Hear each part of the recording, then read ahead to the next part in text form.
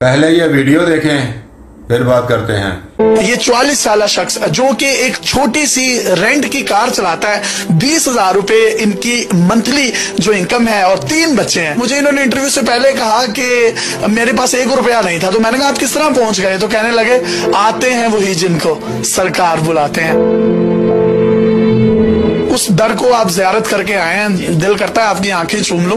मुझे बताइएगा ये सफर कितने अरसे पे मुहित था, शुरू कैसे हुआ, रुदात सुनाए। महबूब की महफिल को महबूब सजाते हैं, आते हैं वही जिन्हें सरकार बुलाते हैं। मैंने जब सफर का आगाज किया, मेरे पर इतने वसाइल नहीं थे कि मैं जदीद दौड़ के बाई एयर जाके मक्का या मदीने की ज़ियारत कर सकूं। सिर्फ मेरे दिल में नबी सल्लल्लाहु अलैहि वसल्लम से मोहब्बत है कि मैं पूरी दुनिया को ये मैसेज देना चाहता हूँ कि हम सब मुसलमानों की कामयाबी सिर्फ दीन में है।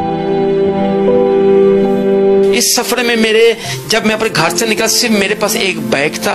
बैग में मैंने चंद कपड़े रखे, थोड़ी सी अपनी मेडिसिन थी, मेरे पास एक छतरी थी, बरसाती थी, एक मेरे को जूती थी जो मैंने पहनी हुई थी, और पानी की बोतल थी, और तवक्कल मेरा सिर्फ अल्लाह और अल्लाह के रसूल नबी पाक सल्लल्लाहु अलैहि वसल्लम के ऊपर था। नहीं, वाकई जेब में 1 रुपया नहीं, 1 रुपया भी नहीं मेरे पास था। करते क्या आप? मैं पेशे के लिहाज से ड्राइवर हूँ, रेंटे का। सैलरी कितनी है? मेरी 20,000 रुपये। इतना दूर जाना था और महीनों का सफर था, कुछ भी नहीं, भूख भी लगनी है, प्यास भी लगनी है, तो ये तवक्कल कैसे पैदा हुआ? जब मैं घर से निकला तो मैं अपनी मिसेस को यही पैगाम दिया कि शायद मैं वापस ना आ सकूं। अगर मेरी शहादत रास्ते में होती है तो प्लीज मेरी बॉडी ले आना, अगर मेरी शहादत मक्के या मदीने में होती है तो मुझे उसी जगह पे जाके दफन कर देना।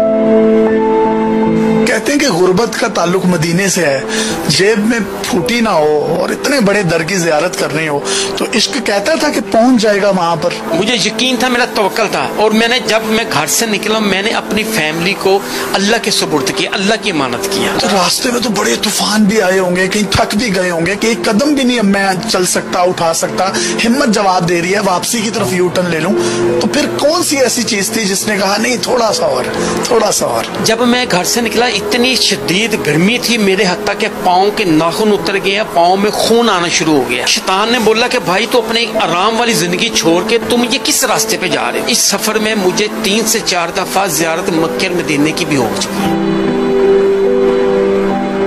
मैं ये देख रहा हूँ कि मैं उम्र अदा कर रहा हूँ, मेरे दोस्त है मेरे साथ हज कर रहे हैं, हम मदीने पाक में गली में जा रहे हैं। कहाँ से शुरू किया, कौन कौन से रास्ते बीच में आए वो बताएं जरा। मैं जी जब लाहौर से निकला, लाहौर से मैं सीधा गया स्टेशन। मैं सबसे पहले दाता साहब गया, सलाम करके फिर मैं मांगा मंडी से भाई पेरू, उकारा से खानेवाल, मुल्तान से डेरा गाजी खान, सही सफर से जब फोर्ट मंडू चल रहा हूँ ना, ये पंजाब में हर कोई 20 से 25 किलोमीटर बाद या 30 किलोमीटर के बाद मस्जिद या किसी के आशिक रसूल का घर आ जाता था, मैं उधर क़याम कर लेता। तो जब मैं बलोचिस्तान में अपने सफर का आगाज किया, कई ऐसी जगहों मुझे खौफ आया चलने में। जब मेरा ख्याल आता है मक्के और मदीने की बात सोचता हूँ, फिर मेरा खुद भी अंदर हौसला होता है। बलोचिस्तान से जब मैं फोर्ट मंडू से नीचे रखनी उतरा, रखनी से फिर मैं गया खजूरी से फिर मैं गया मेख्तर, लोलरई से फिर मैं गया कुचला से फिर मैं गया कोटा शहर, कोटा से फिर गया मैं नोशी से फिर गया मैं दालबदीन से मैं गया नौ कुंडी के बाद फिर मैं गया ताफ्तान से फिर मैं ईरान की तरफ एंट्री, और ईरान से फिर आगे। हाँ,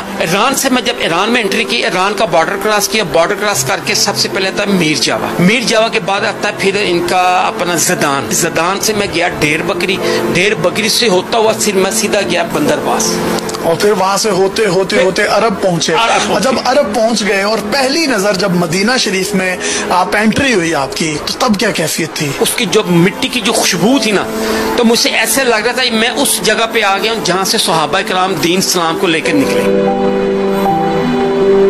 और जब रोज़ा रसूल पर एंट्री हुई है तब क्या कैफियत थी? जी जब रोज़ा रसूल पर एंट्री हुई है, रूह काम होती है, मेरी जो रूह है ना जिस्म की, जैसे मेरी जान निकल गई पहली दफा। तो ऐसे मुझे महसूस हुआ कि जैसे कि सामने से कोई हवाई चीजें जैसे गले लगा लेता है, कोई इस्तकबाल के लिए जैसे रास्ते में कुछ ऐसी जगह भी होती है ना जहाँ पे आपको ऊँग आ जाती है, लेकिन वो रास्ता सोने वाला नहीं होता। कोई लोगों से वास्ता पड़ा?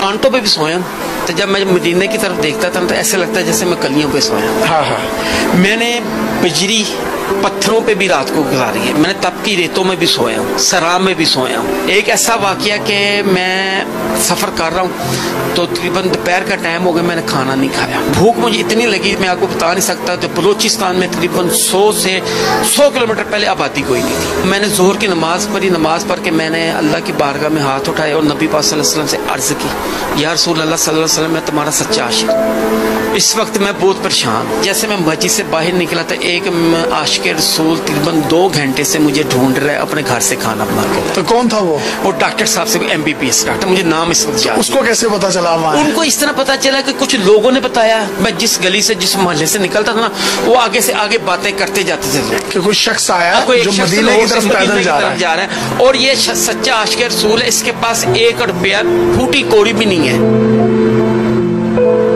डेली कितने किलोमीटर चलते थे आप? डेली मैं तकरीबन 35 से 40 किलोमीटर। रास्ते में जब बिल्कुल थकावट होती थी, कहीं बुखार भी हुआ होगा जी, तो कहीं जिस्म भी दर्द करता है? मेडिसिन मेरे पास होती थी, मैं खा लेता था। कभी ऐसा नहीं मैंने सोचा कि यार आज मैंने सफर नहीं करना, क्योंकि मेरी कोशिश थी मैं जल्द से जल्द मदीने जाके सरकार के दर पे जाके अपना मत्था लगाऊं। वहां पहुंचने के बाद कुछ नतारे, कुछ मुशाहिदात, कुछ कुदरत भी इंसान को करवाती है। कुछ ऐसे मुशाहिदात जो आप शेयर करना चाहें, आपके साथ हुए हों? रोज़े रसूल पे पहुंचे तो एक जगह पे मैंने अपनी टेक लगा के 1 घंटा खड़ा हूँ, जहाँ पे लोगों को 5 मिनट छुटते खड़े नहीं होने देते। जब मेरी रोज़े रसूल पे नजर पड़ती और मेरी आंखों से आंसू बाहर निकल आते, आपने एक आशिक को उस जगह पे ला के बैठा दिया कि एक सारी दुनिया इसको देखे। वाह। तो जब मैं नमाज पढ़ता था तो मुझे ऐसा लगता है जैसे मैं जन्नत में नमाज पढ़ रहा हूँ। कहा जाता है कि इंसान मदीने से आ जाता है लेकिन दिल वहीं रह जाता है, तो ऐसा है? जब मैं निकला ना तो मेरा बस नहीं चल रहा कि मैं अपने आप को कुछ कर लूं और यहाँ से कभी ना वापस जाऊं। कोई पैगाम देना चाहें इस खूबसूरत सफर के हवाले से जो आप दे सकते? कामयाबी दीन इस्लाम में, कामयाबी हमारे नबी पाक सल्लल्लाहु अलैहि वसल्लम के बताए हुए रास्ते पे। तो हम सब मुसलमानों पे फर्ज है कि हम 5 वक्त नमाज पढ़ें, खुद भी पढ़ें, अपने बच्चों को भी सिखाएं और नबी पाक सल्लल्लाहु अलैहि वसल्लम की जितनी बातें कर सके दुनिया में आम करें, ताकि आने वाले लोगों को पता चले कि नबी पाक सल्लल्लाहु अलैहि वसल्लम की क्या सीरत। जज़ाकल्लाह।